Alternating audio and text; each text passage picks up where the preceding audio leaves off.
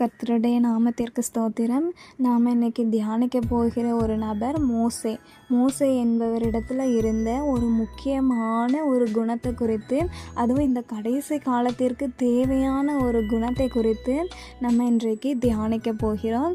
யாத்திராகமம் 32ஆம் அதிகாரம் வசனங்கள் 9 முதலான வசனங்களை குறித்து நம்ம இன்றைக்கி தியானிக்க போகிறோம்.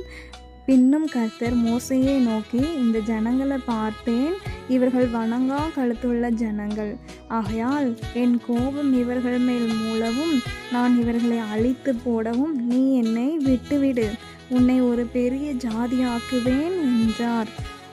அதாவது இந்த இடத்துல நம்ம என்ன பார்க்குறோன்னு சொன்னால், 430 வருஷம், 1 வருஷம் இல்லை, 2 வருஷம் இல்லை, 10 வருஷம் இல்லை, 100கணக்கான வருடங்கள் அடிமையாக இருந்த எகிப்து தேசத்தில் அடிமையாக இருந்த இஸ்ரேல் ஜனங்களை கர்த்தர் மீட்டு கொண்டு புறப்பட பண்ணினதுக்கு பிறகு அந்த ஜனங்கள் என்ன செய்கிறாங்க, ஒரு மலைக்கு வந்த பிறகு 40 நாள் மோசே இயேசுவை சந்திக்க போயிட்டார். அந்த நேரத்தில் தான் இயேசு 2 கற்பலைகளில் அவருடைய விரலினால் எழுதின 10 கட்டளைகளை கொடுத்து அனுப்புகிறாரு.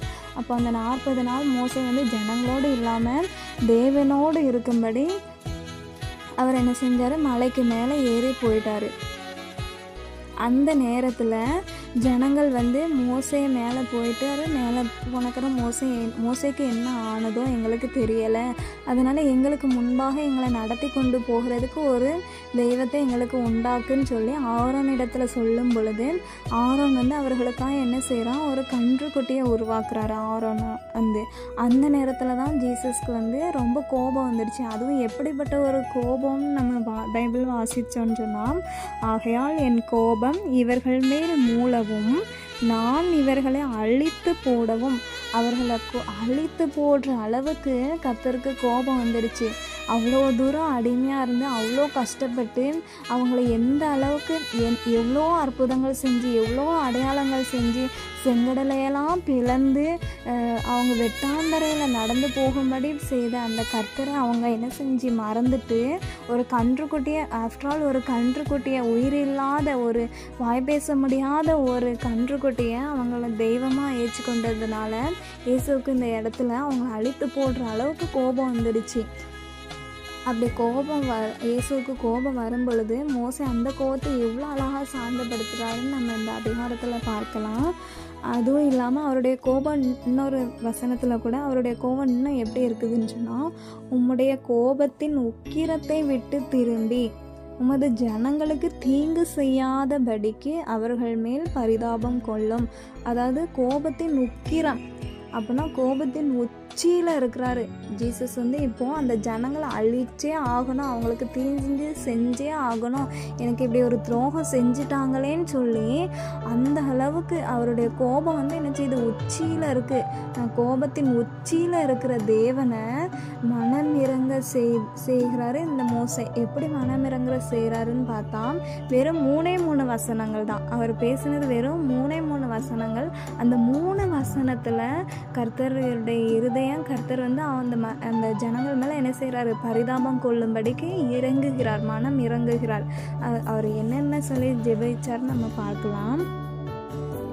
மோசே தன் தேவனாகிய கர்த்தரை நோக்கி, கர்த்தாவே தேவரீர் மகாபலத்தினாலும் வல்லமையுள்ள கையினாலும் எகிப்து தேசத்திலிருந்து புறப்பட பண்ணின உம்முடைய ஜனங்களுக்கு விரோதமாக உம்முடைய கோபம் பற்றி எறிவது என்ன? அதாவது இயேசுவே, நீங்கள் சாதாரணமாக உம்முடைய ஜனங்களை அங்கேருந்து கொண்டு வந்தீங்க.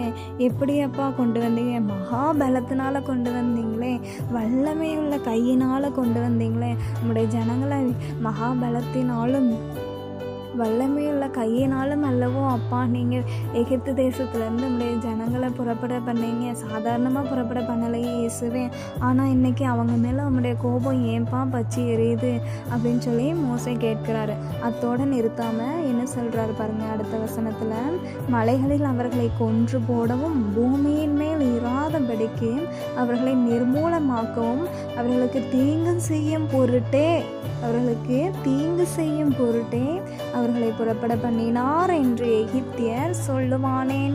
அதாவது எப்படி சொல்கிறார் பாருங்கள், ஒருவேளை இன்றைக்கே நீங்கள் கோபத்தின் உச்சியில் இருக்கிறதுனால இந்த ஜனங்களை அழிக்கணும்னு நினச்சி நீங்கள் அழிச்சிடுவீங்கப்பா.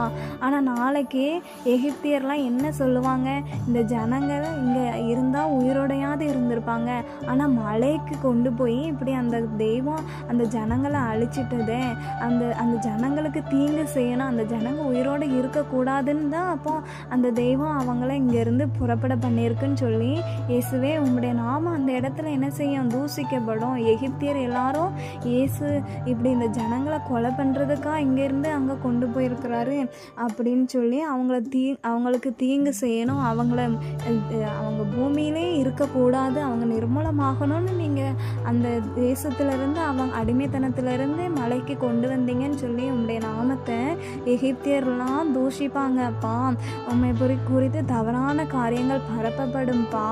அவங்களுக்கு தீங்கு செய்கிறதுக்கே நீங்கள் அவங்கள கொண்டு வந்தீங்கன்னு எகிப்தியர் எல்லோருடைய நாவும் சொல்லும்பா. எல்லாரும் அப்படியே அறிக்கை செய்வாங்கப்பா. அதனால் நீங்கள் அப்படி செய்ய வேண்டாம். இந்த இடத்துல ஜனங்கள் செஞ்ச பாவம் தெரியாதுப்பா, ஆனால் நீங்கள் உங்களுடைய கோபம் தான் இங்கே அதிகமாக எல்லாருடைய ஜனங்களுக்கு முன்பாக காணப்படும். உண்மை தான் எல்லாரும் அதிகமாக தூஷிப்பாங்க. அவங்க செஞ்ச தப்பு தெரியாதுப்பா. நீங்கள் புறப்பட பண்ணின உங்களுடைய ஜனங்கள் செய்த தவறு தெரியாதுப்பா அப்படின்னு சொல்லி மோசே இயேசுக்கிட்ட சொல்கிறாரு. நீங்கள் இப்படி பண்ணால் ஃப்யூச்சரில் இப்படி ஆகும், இந்த ஜனங்கள்லாம் உங்களுடைய நாமத்தை இப்படி தூஷிப்பாங்களே அப்படின்னு சொல்லிட்டு அடுத்து என்ன சொல்கிறாரு, அதனால் நீங்கள் என்ன செய்யுங்க இயேசுவே, உங்களுடைய கோபத்தின் உக்கிரத்தை விட்டு திரும்பி அதனால் நீங்கள் என்ன செய்யுங்க, உங்களுடைய கோபத்தின் உக்கிரத்தை விட்டு திரும்பி உமது ஜனங்களுக்கு தீங்கு செய்யாதபடிக்கு அவர்கள் மேல் பரிதாபம் கொள்ளும் அப்படின்னு சொல்லி ஜெபிக்கிறாரு.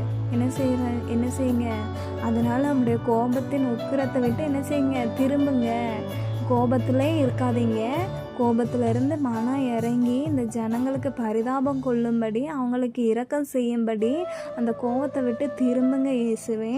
திரும்பி அவங்களுக்கு என்ன செய்ய வேண்டாம், தீங்கு செய்யாதபடிக்கு அவங்களுக்கு தீங்கு செய்யாமல் அவங்க மேலே பரிதாபம் கொள்ளுங்கப்பா அப்படின்னு சொல்லி மோசே என்ன செய்கிறாரு, கெஞ்சி பிரார்த்திக்கிறாரு.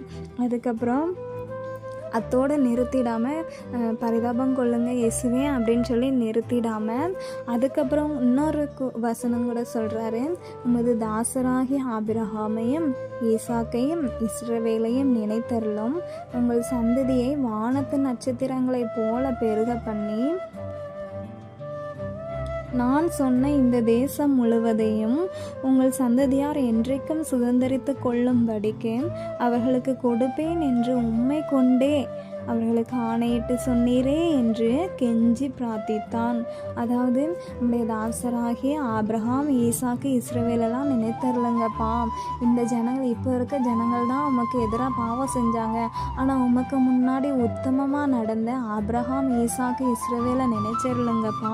அது மட்டும் இல்லாமல் நீங்கள் அவங்களுக்கு ஒரு வாக்கு கொடுத்தீங்களே இயேசுவே, உங்கள் சந்ததியை வானத்தின் நட்சத்திரத்தை போல பெருக பண்ணுவேன், நான் சொன்ன இந்த தேசம் முழுவதையும் உங்கள் சந்ததியார் என்றென்றைக்கும் சுதந்திரித்து கொள்ளும்படிக்கு, அதாவது இந்த தேசத்தை உங்களுக்கு பின்னாடி வர உங்களோட பிள்ளைங்க பேரப்பிள்ளைங்களுக்கு பேரப்பிள்ளைங்க சுதந்திரத்தை கொள்ளுவாங்கன்னு அன்றைக்கே ஆபிரகாம் ஈசாக்கு இஸ்ரவேல் இடத்துல நீங்கள் சொன்னீங்களே, சொன்னதும் இல்லாமல் அந்த தேசத்தை அவங்களுக்கு நான் சுதந்திரிக்கும்படி கொடுப்பேன்னு சொல்லி உங்கள் மேலேயே ஆணையிட்டீங்களே, உங்கள் மேலேயே சத்தியம் பண்ணீங்களே இயேசுவே, உங்கள் மேலேயே சத்தியம் பண்ணிவிட்டு இப்போ அந்த காரியத்தை நான் செய்யாமல் நீங்கள் செய்யாமல் அந்த ஜனங்களை அழிச்சா அப்பா அந்த சத்தியம் விருதாவாக போயிடுமே, உங்கள் மேலெல்லாம் நீங்கள் சத்தியம் பண்ணீங்க, வேறு யார் மேலேயும் இல்லையே. என்ன சொல்கிறேன், அவர்களுக்கு கொடுப்பேன் என்று உம்மை கொண்டே அவர்களுக்கு ஆணையிட்டு சொன்னீரே, அவங்க மேலே வேறு யார் மேலேயும் நீங்கள் சத்தியம் பண்ணல, உங்கள் மேலேயே நீங்கள் சத்தியம் பண்ண அவங்களுக்கு ஆணையிட்டு கொண்டீரே, உங்கள் மேலேயே சத்தியம் பண்ணி அவங்களுக்கு இடத்துல சொன்னீங்களே, ஆபிரகாம் இடத்துல சொன்னீங்களே, இதெல்லாம் நினச்சி பாருங்கள் இயேசுவே அப்படின்னு சொல்லி என்ன செய்கிறாரு, கெஞ்சி பிரார்த்திக்கிறார். இப்படிலாம் பிரார்த்திச்சதுக்கப்புறம் இயேசு என்ன செய்கிறாருன்னு சொன்னால், அப்பொழுது கர்த்தர் 14ஆம் வசனம், யாத்திராகமம் 32:14 வசனம், அப்பொழுது கர்த்தர் தமது ஜனங்களுக்கு செய்ய நினைத்த தீங்கை செய்யாதபடிக்கு பரிதாபம் கொண்டார். 12வது வசனத்தில் என்ன சொல்கிறாரு மோசே, உமது ஜனங்களுக்கு தீங்கு செய்யாதபடிக்கு அவர்கள் மேல் பரிதாபம் கொள்ளும். 14வது வசனத்தில் பரிதாபம் கொண்டார். 2 வசனத்தில் கர்த்தரை 3 வசனத்தில் கர்த்தரை மனமிறங்க செய்து அவருடைய உக்கிரத்தின் கோபத்தை விட்டு திரும்ப செய்து அவரை பரிதாபம் கொள்ள செய்யும் அளவிற்கு மோசேயினுடைய ஜெபங்கள் இருக்கிறது. இன்றைக்கு மோசேக்கு அந்த ஜனங்களுடைய குணம் தெரியுமா தெரியாதா? கண்டிப்பாக தெரியும். அவங்க வணங்கா கழுத்தில் ஜனங்கள் அப்படின்னு சொல்லி மோசேக்கு தெரிந்தும் அந்த ஜனங்களுக்காக கர்த்தரிடத்தில் எவ்வளோ அழகாக கெஞ்சி பிரார்த்திக்கிறாரு பார்த்தீங்களா? இன்றைக்கும் இந்த கடைசி காலத்தில் இந்த இஸ்ரேல் ஜனங்களை போல ரட்சிக்கப்பட்டவங்களாக இருக்கட்டும் ரட்சிக்கப்படாதவங்களாக இருக்கட்டும் எவ்வளவோ அதிகமான பாவங்கள் பூமியில் பெருகிறதுனால இன்றைக்கும் கர்த்தருடைய கோபம் வந்து என்ன செய்யுது? உச்சியில் இருக்குது.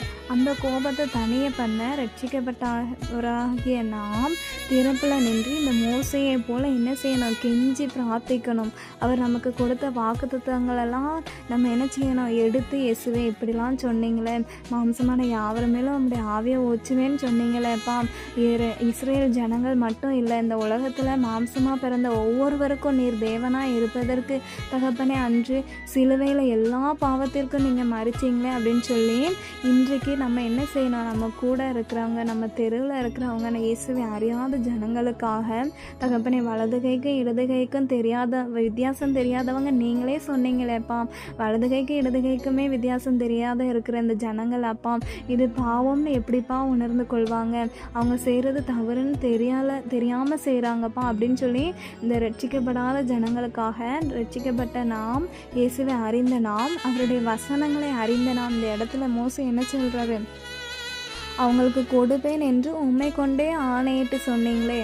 அப்போ அவருக்கு என்ன தெரிஞ்சிருக்கு? வசனம் தெரிஞ்சிருக்கு. ஜீசஸ் அவர் மேலே ஆணையிட்டு சொல்லியிருக்காரு. அதுவும் மோசே காலத்தில் இல்லை, எப்போ ஆணையிட்டது? இது ஆபிரகாம் காலத்தில் ஆணையிட்டது மோசேக்கு தெரிஞ்சிருக்குன்னா அப்போ மோசே வந்து எல்லா வசனங்களையும் அறிந்து வைத்திருக்கிறார். இந்த மாதிரி நம்மளும் வேதத்தை அனுதினமும் வாசித்து அவருடைய வசனங்களை நினைவில் வைத்து நம்மளுடைய இருதயமாகிய பலகையில் எழுதி வைத்து அவருடைய கோபத்தை விட்டு திரும்பும்படிக்கு அவருடைய வார்த்தைகளையே எடுத்து அவருக்கு நம்ம சொல்லி அவருடைய கோபத்தை விட்டு திரும்பும்படிக்கு நம்மளுடைய ஜெபம் இருக்கணும். இந்த மோசே மாதிரி நம்முடைய ஜெபம் மாறணும். இந்த மோசேயின் இந்த கர்த்தரை கோபத்தை விட்டு திரும்ப வைக்கக்கூடிய ஒரு அபிஷேகம் இன்றைக்கு நம்மளிடத்திலும் தேவைப்படுது. அப்போ தான் கர்த்தருடைய வருகையில் ஒரு கூட்ட ஜனங்கள் என்ன செய்ய முடியும்? ஆயத்தப்படுத்த முடியும். வெறும் 10 பேர் மட்டும் இயேசு வரும்போது போனால் அது நல்லா இருக்குமா? இல்லை ஒரு பூமியில் இல்லை, ஒரு தலைவர் ஏதாவது நம்ம ஊருக்கு வராங்கன்னு பாருங்களேன், காசு கொடுத்தாவது என்ன செய்வாங்க? ஒரு 1000 பேர் ஒரு பெருங்கூட்ட ஜனத்தை ஆயத்தப்படுத்துவாங்க. ஆனால் நம்மை படைத்த தேவாதி தேவன் நம்ம சந்திக்க மறுபடியும் வராரு. அப்போது நம்ம வெறும் 10 பேரை ஆயத்தம் பண்ணால் போதுமா? யோசித்து பாருங்களேன். அந்த ஜனங்கள் அதாவது தன்னுடைய தலைவர் வராருன்னு சொல்லி காசு கொடுத்து, அந்த தலைவரை பிடிக்காது ஆனாலும் காசு கொடுத்தா சரி இவங்க காசு கொடுத்தாங்க, நம்ம வந்து அந்த தலைவர் வர்றதுனால நம்ம போய் அட்டன் பண்ணோன்னு எத்தனை பேர் இந்த கட்சிக்காரங்கள்லாம் வரும்போது எத்தனை பேர் கூட்டுறாங்க, எத்தனை பேர் தனக்கு தெரிஞ்சவங்களாம் வாங்க இன்றைக்கி இவங்க வராங்க இந்த இடத்துக்கு வராங்கன்னு சொல்லி எத்தனை பேர் அவங்க சொந்த வாகனங்களில் கொண்டு வந்து அந்த இடத்த நிரப்புறாங்க, அந்த தலைவர் வர இடத்த நிரப்புறாங்க. அந்த தலைவர்களுக்கு பின்னாடி அநேக ஜனங்கள் இருக்கும்படி அநேக கூட்டம் கூட்டுறாங்க. ஆனால் சர்வ வல்லமை உள்ள தேவன், இந்த உலகத்தை படைத்த தேவன் வரும் பொழுது நம்மளும் அப்படியாய் பெருங்கூட்ட ஜனத்தை அவருக்காக நம்ம ஆயத்தப்படுத்த வேண்டாமா? அவர் வரும் பொழுது ஒரு பெருங்கூட்ட ஜனம் நம்மளும் என்ன செய்யணும்? எடுத்துகிட்டு ஆயத்தப்படுத்தணும் இல்லையா? அதனால் எல்லாரும் தகப்பனே அப்பா இந்த நேரத்தில் நம்ம ஜெபிக்கணும். அவருடைய வருகையின் நேரத்தில் அநேக ஜனங்கள் பூமியிலிருந்து எடுத்துக்கொள்ளப்படணும். அநேக ஜனங்கள் அவருடைய வருகைக்காக ஆயத்தப்படணும் அப்படின்னு சொல்லி நம்ம என்ன செய்யணும்? திறப்பில் நின்று ஒரு பெருங்கூட்ட ஜனத்தை நம்ம ஆதாயப்படுத்தணும். ஒரு பெருங்கூட்ட ஜனத்தை கூட்டணும். அவருடைய வருகைக்கு ஆயத்தப்படுத்தணும். நம்ம ஆயத்தப்படுத்தணும். பூமியினுடைய மனுஷங்கள் எப்படிலாம் ஆயத்தப்படுத்துகிறாங்க இல்லையா? அப்போ நம்மளும் அதை மாதிரி ஆயத்தப்படுத்தணும் இல்லையா? ஜெபிக்கலாமா? அப்பா தகப்பனே, அப்பா இந்த நேரத்திலும் தகப்பனே, மோசேயை குறித்து தியானிக்க எங்களுக்கு உதவி செஞ்சீங்க அப்பா. உமக்கு ஸ்தோத்திரம் அப்பா, உமக்கு ஸ்தோத்திரம். வேதத்தில் உள்ள இந்த அதிசயமான அப்பா, இந்த குணங்கள் அப்பா, இந்த விலையேறப்பெற்ற இந்த மோசேயின் குணம் அப்பா, இன்று அப்பா தகப்பனே அப்பா, உம்முடைய ரட்சிக்கப்பட்ட உம்முடைய ஜனங்களுக்கு இன்று தேவைப்படும் குணங்களில் ஒரு விலையேறப்பெற்ற இந்த குணம் ஒன்று தேவைப்படுகிறது அப்பா தகப்பனே அப்பா. இன்றும் அப்பா உம்மை அறிந்த நாங்கள் ஒவ்வொருவரும் அப்பா உம்மை அறியாத, அதாவது வலது கைக்கும் இடது கைக்கும் வித்தியாசம் தெரியாத இந்த ஜனங்களுக்காக அப்பா, மோசேயை போல அப்பா கெஞ்சி பிரார்த்திக்க அப்பா, உம்முடைய கோபத்தின் உக்கிரத்தை விட்டு உம்மை திருப்பும்படியான வார்த்தைகள் அப்பா, உம்மை திருப்பும்படியான ஒரு இருதயத்தை அப்பா, ஒரு இந்த மாதிரி அப்பா நீங்கள் எப்படி பார்த்தீங்களா இயேசுவே, மோசே எப்படிலாம் சொல்கிறாரு, நீங்கள் தீங்கு செய்யும்படிக்கு தான் அந்த நீங்கள் நன்மை செய்கிறதுக்காக தான் அந்த ஜனங்களை வெளியில் கொண்டு வந்தீங்க, ஆனால் நீங்கள் இப்படி செஞ்சால் தீமை செய்கிறதுக்கு தான் கொண்டு வந்தீங்கன்னு அந்த எகிப்தியர் சொல்லுவாங்கன்னு சொல்லி அப்படிலாம் உமக்கு தகப்பனே ஆலோசனை சொல்லி அவங்க ஜெபிச்சாங்களே இயேசுவே. அதே போல் அப்பா இன்றைக்கு இந்த மோசையை போல் அப்பா திறப்பில் நிற்க இந்த மோசையிடம் இருந்த இந்த அபிஷேகம் அப்பா, இந்த ஜெப ஆவி அப்பா தகப்பனே அப்பா, உம்முடைய கோபத்தை விட்டு உம்மை திருப்பும்படியான ஒரு ஜெப ஆவி, ஒரு ஜெப வல்லமை எங்களிடத்திலும் அப்பா இன்று கடந்து வரட்டும் அப்பா. உம்முடைய ஆவியானவர் இப்படியா எங்களையும் ஜெபிக்க வைக்கட்டும் அப்பா, இப்படியா எங்களையும் வாக்கு கடங்கா பெருமூச்சோடு எங்களையும் ஜெபிக்க வைக்கட்டும் அப்பா. இன்று நீர் எங்களையும் மோசையை போல தகப்பனீர் எங்களையும் பயன்படுத்துங்க அப்பா, எங்களையும் திறப்பில் நிற்க வைங்க அப்பா. உம்முடைய வருகைக்கு ஒரு கூட்ட ஜனம் அல்ல அப்பா, பெருங்கூட்ட ஜனத்தை உம்முடைய வருகைக்கு நாங்கள் ஆயத்தப்படுத்த அப்பா, நாங்கள் திறப்பில் நின்று அநேக ஆத்துமாக்களை உம் மண்டையில் நடத்தக்கூடிய கிருபையை எங்களை ஒவ்வொருவருக்கும் கொடுத்து ஆசீர்வதிங்க அப்பா. இயேசுவின் நாமத்தில் ஜெபிக்கிறேன் ஜீவனுள்ள நல்ல தகப்பனே, ஆமென்.